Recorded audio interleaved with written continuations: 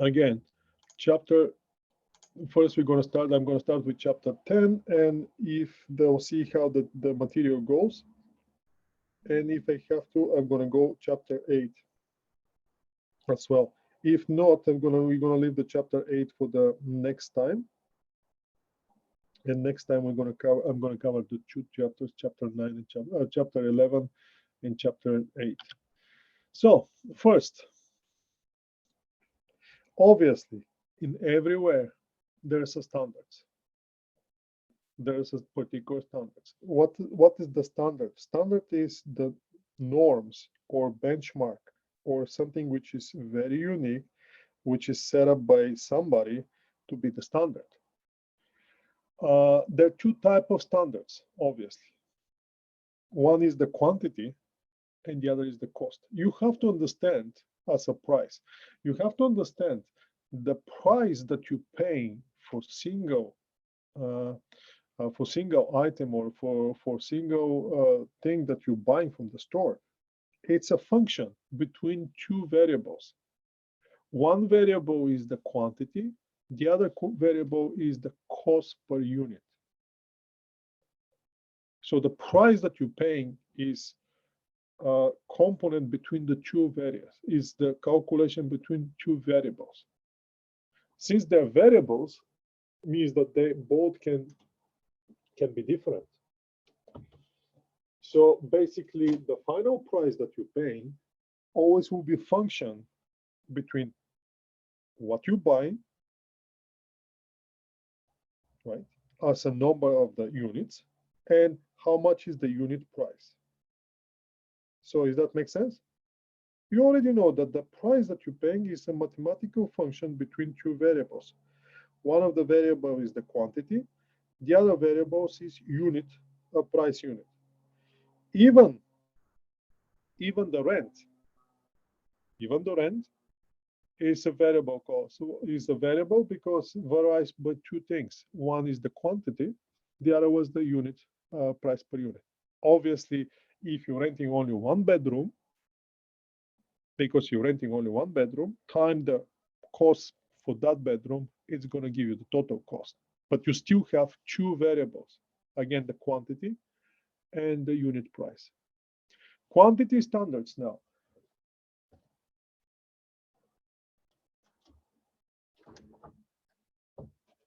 Since we have two variables, we're going to have two standards. One is for the quantity, and the other will be for the price, cost price per unit. Now, the quantity will specify how much input material or input quantity should be used to make a product. Now we're moving to the product, right? And we already know that the product, in order for us to make a product, we have to have direct material, direct labor, and manufacturing overhead. So basically, we have to have standards of what kind of material we should use and how much of that materials we should use. Same thing with labor, same thing with the variable cost. Now, also we're going to have standards for the price, and that will be the cost, price per unit of that material, the quantity of the material or labor that we're using. And that will be specifically or specify how much we have to pay for the usage of the material or for the usage for the labor. Now, that brings us to the deviations. And there always will be deviations between the standard and between the actual, right? So the standard's always going to say something. The standards, the other way you can look at the standards, you can look at this recipe, the perfect recipe for the perfect dish. Now, there you have two options. You're going to follow the recipe, but in reality, it's always going to get something else, right? The recipe will be your standard. Now, how much you're going to use of different ingredients, that will be determined what will be your outcome. If you directly follow the standards, you should not be deviating from the standards. So there should be no differences. But if you decide not to follow the standards, or for some reason you cannot follow the standards or impossible to follow the standards, then there will be differences. And then that's where you're coming as a manager to identify the differences and to analyze from where those differences come from and solve those differences for the next period. Remember, for the period that already passed, and when you see those differences, that period is already gone. There's nothing you can do about it. It's already gone. So for example, if you're expecting from this course to get A+, but at the end of the course you're getting a C-, then there's a huge difference between the standards that you put for yourself to get A+ and the actual result, which is C-. Then you have to sit down and see what went wrong. Because if you don't do that, then the next course will be, the outcome will be exactly the same. And then you have to do something to change that situation. So that's why the management accounting is focused on what I can do to improve whatever already happened, rather than focusing on what happened and how to report it. So the variance analysis always starts with reports. So you have to prepare a standard cost performance report, which will be the report based on the standards. Then you have to see the actual results. Once you have the standards, what you want to be versus what happened, then you're going to have variances. Once you have variances, you can identify and analyze the variances. Once you analyze the variances, you can identify the questions. Right? Then you start asking questions. What did you do? How did you do it? Why you did it this way? Why you don't do it that way? The standard says this, you have to do it this, but you didn't so you try to find and do the deep explanation of the variances and looking what happened and why happened. Once you do that, once you receive explanation, then you can take the corrective action. The other thing that you should remember is you're not using the variances to punish people. You're using the variances and you're asking questions not to look who is responsible for. The only reason is you to take a corrective action. And people have to understand this. Because if they don't understand, they're not going to give you the right answers. They're going to start protecting themselves. And they can lie about this and that. But you don't want that. You don't want to scare people. You want them to feel comfortable and they to understand that the question that you're asking is not to punish them. Then you can find you're going to get the right answers. And once you get the right answers, you can take corrective action. And once you take the corrective action, when you prepare the reports next period, you can see now where you are. And obviously, if you make the right decision as a corrective action, the differences between the standards and the actual start to disappearing slowly. So that's why you need the budget, because in the budget, you're using the standards. That's how you're preparing the budget, as you remember from the last time. We have the standards and we're using the standards to preparing our budgets. Now, how are we going to set the standard cost? Now, setting the standards. Now, we're going to get standards for the price and the quantity. And that ideally combines the expertise of everyone who is responsible into the production cycle, or anyone who is responsible for the day-to-day operating cycle in the company.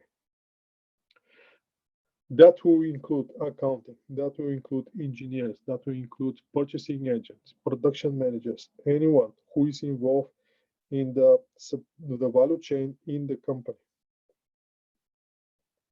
Remember, the value chain is the one that brings and produces product, out of nothing.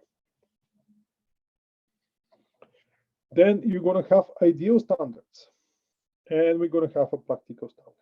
Now you're going to ask me what's the ideal standard. Ideal standard is pretty much unachievable.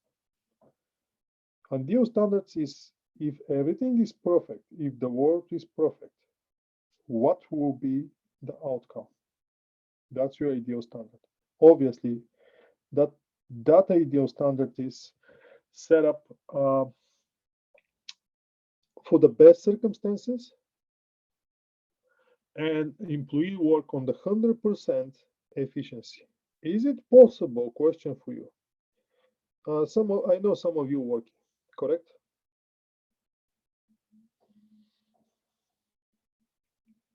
Are you guys working? Some of you?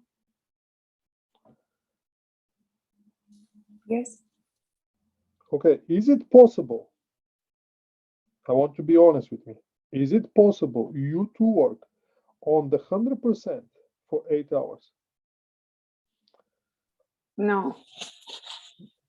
No. So it will be preferable from the employer, but is it possible? Probably not. Why? Because we all, out of 8 hours, we all want to go to washroom. I mean, we have to go to washroom, correct? There's no way you to work for 8 hours and you not to go to washroom. That's impossible. The other thing is your brain, it's not going to go, if you're working something related to the brain function, it's not going to work on the 100% for 8 straight hours. That's impossible. You're always going to have a mental breakdown, or you need some rest, and you need something like this. By health environment, every 45 minutes spent on the monitor, you need 10 minutes break. Otherwise, you're damaging your eyes. And the damage is permanent. The damage is permanent. Remember this. If you're staring at the monitor more than 45 minutes, you're doing a permanent damage on your vision. And one day, when you go to the glasses and you say, "Oh, I damaged my vision," then ask yourself, what was the reason for that? Is it worth it to damage your physical abilities? But that will be a question for you, and you should answer yourself that question. So now we're going, since we know the ideal standards, we're going to the practical standards. What's the practical? Practical standards are the one that we can actually achieve, right? It still be difficult to be achieved, but it will be more on the practical side, so we can actually get those standards.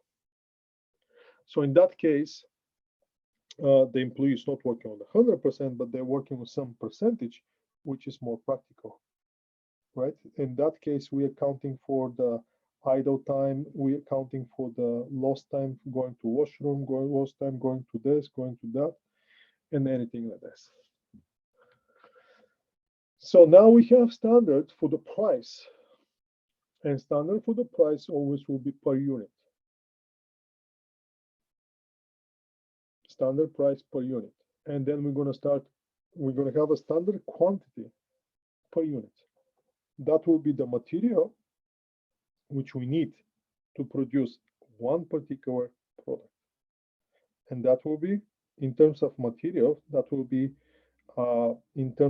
that will be measured in quantity of how much of which material we need in order to produce one product of the production that we need.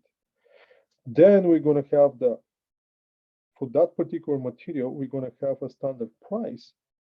And when we multiply the standard price for material times the quantity of that material that we need to produce our product, then we're going to have a cost. Make sense?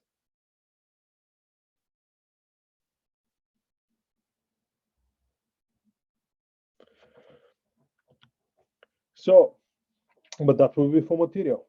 Now, the next element of the product is the direct labor.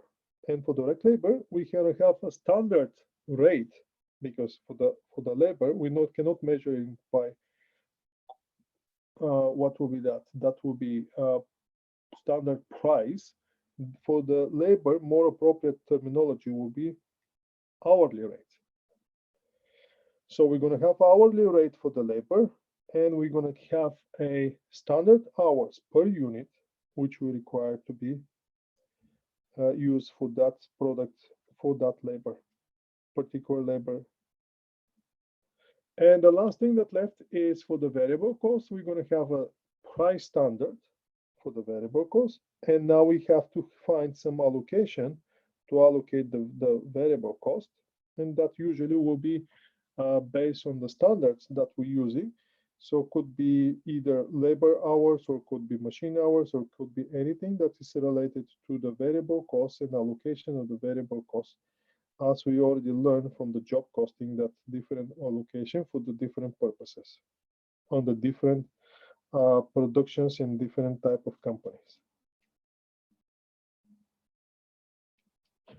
So once we have those, now we can see the standard cost card. For this product, we require that much direct material, that much direct labor, that much variable overhead. We have the cost, which is set by the standards. So we have the two variables. A is the quantity, B is the price per unit of that quantity. So A times B is going to give you the cost. That's why I'm telling you the cost is always a function of two variables. One is related to the quantity, the other is related to the price per unit for that particular quantity. Now, once we have the price and the quantity standards, we can determine separately for two reasons. Now, the purchasing manager will be responsible for the raw material purchase price, but production manager will be responsible for the quantity of the raw material which is used. Why? Because he's in production. He's the one who making the formula in order to prepare the product, so we can sell it to the customers. Now, buying and using the activities happen in the different time. You have to understand this. So sometimes the raw material which are purchased, it's not necessary to be used. They can be held in the inventory. As you saw in the budget, we always require to have a starting inventory for the next period. We don't want to wash out our inventory to zero. So we always want to have some inventory on hand at the beginning of the new month. Even on the cash, we don't want to burn out cash and bring it to zero. Having this in mind, we have to understand, is the standard same as a budget? No. Standard is something unique. Standard is some formula which we're using into to create the budget. But standard is not the budget. Now, the variance analysis. How are we going to do the variance analysis? On the variance analysis, since we have two variables, in any cost, we have two variables. One is related to the quantity used, the other one is related to the price for that quantity. So on our variance analysis, we're going to chase the two variances. One will be related to the quantity or the labor hours that we're using, and the other will be related to the cost for that quantity or the rate for that labor hours that we're using. So we're always going to have a two analysis. One will be related to the price variance, the other will be related to the quantity variance. Again, the price variance will be the difference between the actual price and the standard price, where the Quantity variance will be the difference with the actual quantity that we used versus the quantity which is required by our standards.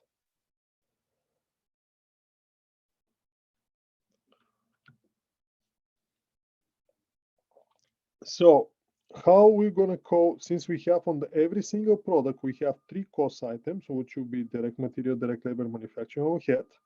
How are we going to call those variances related to any each of those? On the price side, for material, we're going to have a material price variance. For labor, we're going to have labor rate variance. And for variable manufacturing overhead, we're going to have variable manufacturing overhead spending variance. On the quantity side, for the materials, we're going to have a material quantity variance. On the labor, we're going to have labor efficiency variance. And for the variable manufacturing overhead, we're going to have variable overhead efficiency variance as well. How are we going to calculate those variances? Well, in order to see that, I'm going to move now to Excel spreadsheet and I'm going to start working on the Excel spreadsheet, if that's okay with you. I think the Excel spreadsheet proves that it's more, how can I say, more appealing to you and you can understand the things better. So let's do that. And let's start using the Excel spreadsheets. Are you guys there? Yes, Professor. Yes. Yes? Okay.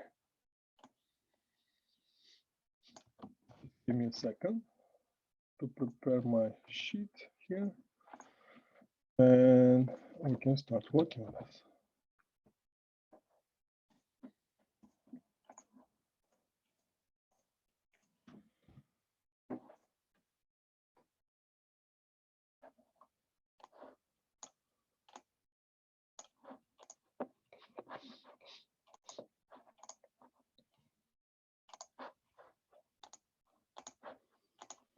So what we said on the variance, can you see my screen with the Excel spreadsheet? Yes. Excellent. On the variance analysis, what we're going to have? Obviously, on one side, we're going to have the actual. And on the very right side, we're going to have standard. Correct? Correct. Now the actual, since we have 2 components, the actual will be simple calculation between the actual quantity and the actual price, correct?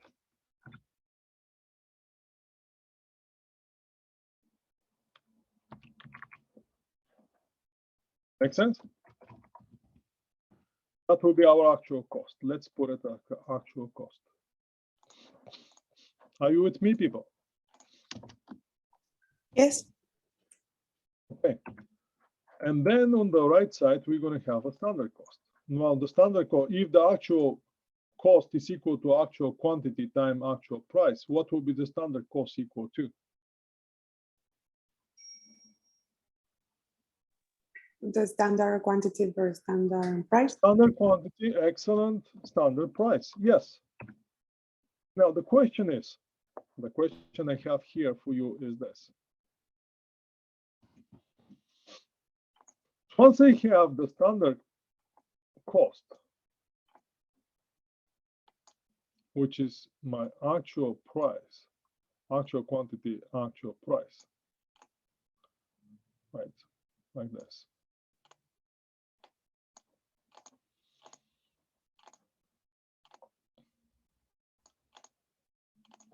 Try to make it almost perfect, like this. And we can increase this line like this. So once I have the actual cost, actual quantity, actual price, And I have the standard cost, which is the standard quantity, standard price. Can I compare those two?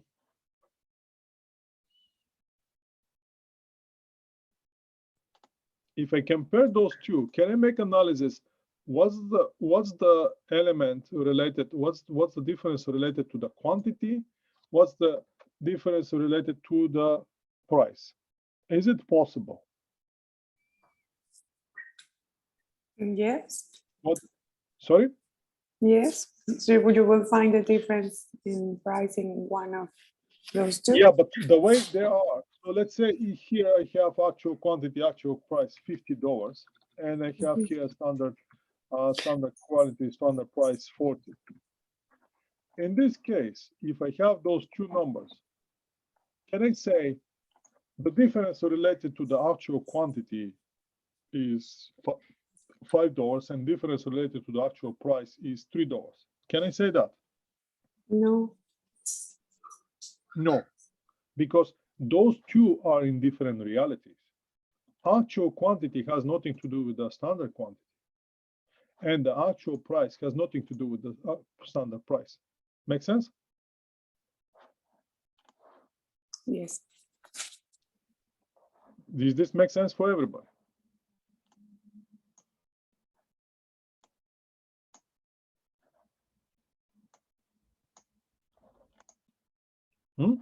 So what do I have to do?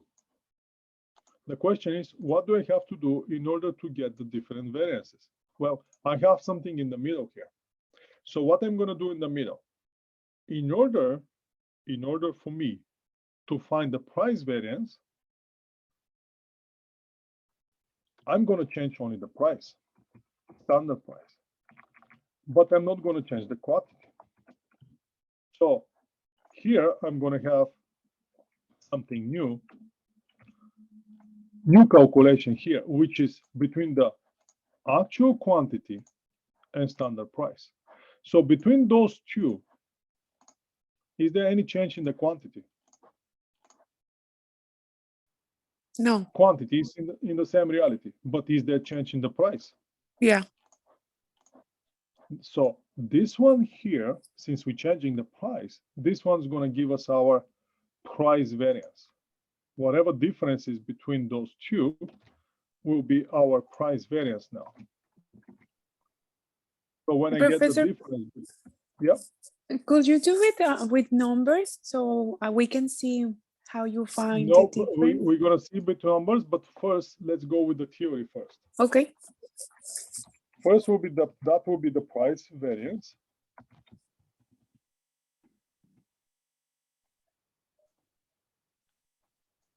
And now, so we know what's the difference, what's the variance based on the price. So let's compare this reality with this reality.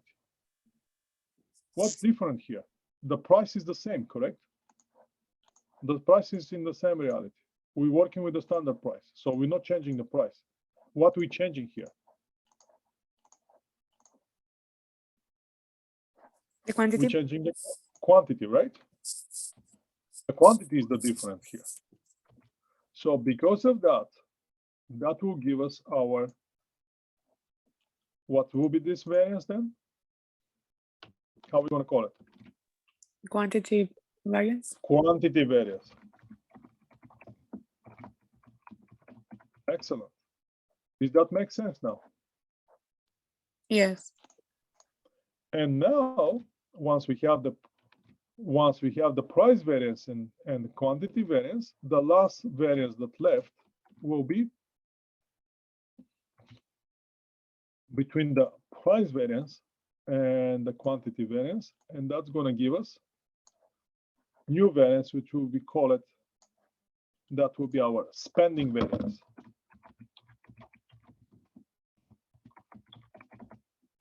Make sense?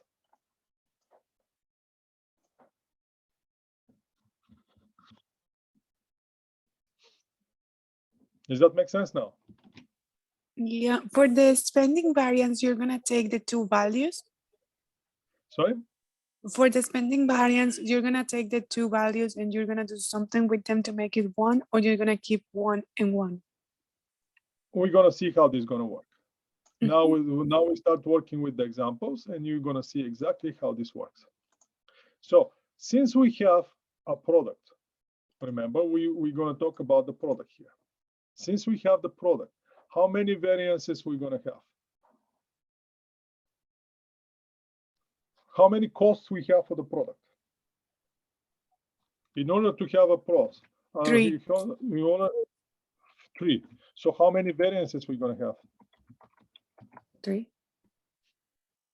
3. First variance will be Labor. direct material. Okay. Direct material. Let's start with direct material first. Second one will be direct labor. And the third one will be Manufacturing overhead. but let's keep it, let's spread the manufacturing overhead, and let's do with only the variable manufacturing overhead. We're going to split the manufacturing overhead in 2 components, the variable and fixed. So we're going to deal only with variable. So on the direct material, so that will be the variance analysis.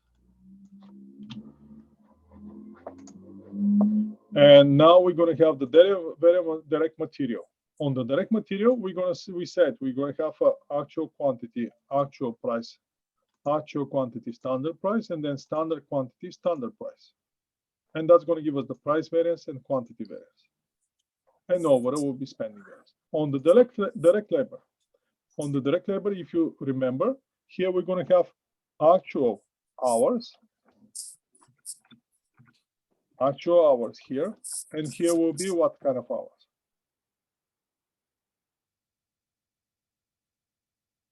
Standard hours, right? Mm-hmm. On the price, we're not going to have a price, we're going to have actual rate. What will be here? Actual rate, what will be the other one? Standard rate, right? And here we go for standard rate. Now, on the variances, we're not going to have a price variance, if you remember from the slides. On the variances, we're going to have a labor rate variance. That will be rate, because we're not comparing the price, we can comparing the rate. And the other one will be efficiency variance. Exactly. Efficiency variance.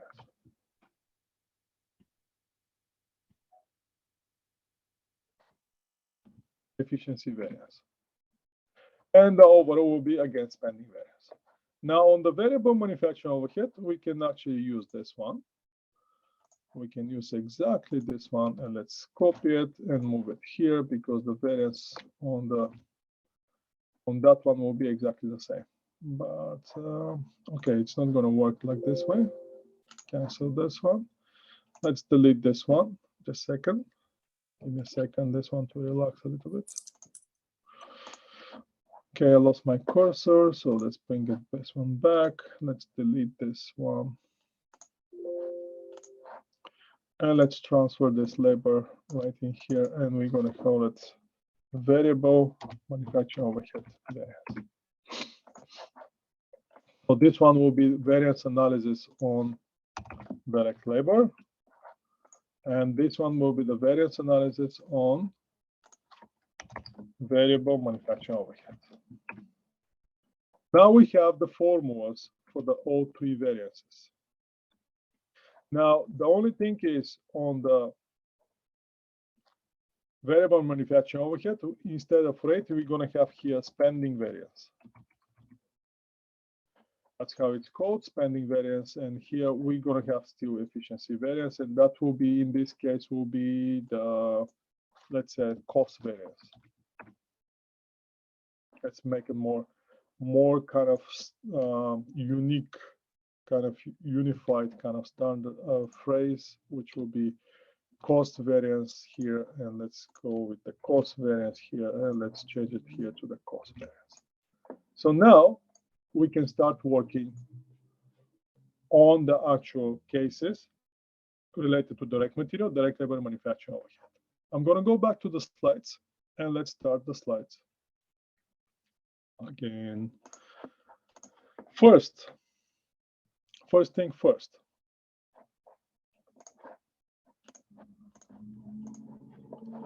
So those are the variances. So now, how are we going to get it? Again, on the left side, we're going to have the actual quantity, actual price. On the right side, we're going to have standard quantity, standard price. Actually, this term spending variance is correct.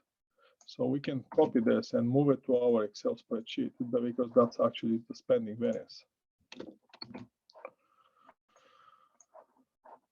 On the variance side.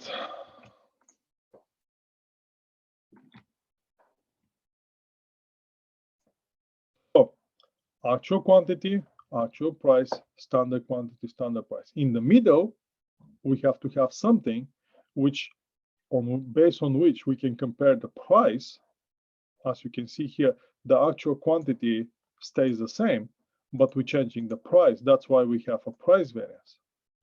And in this, between those two, the standard price stays the same. The price stays the same in reality. And then we compare in the quantity. That's why it's called quantity variance. Now, again, the actual quantity stays the same. We're changing the price variance.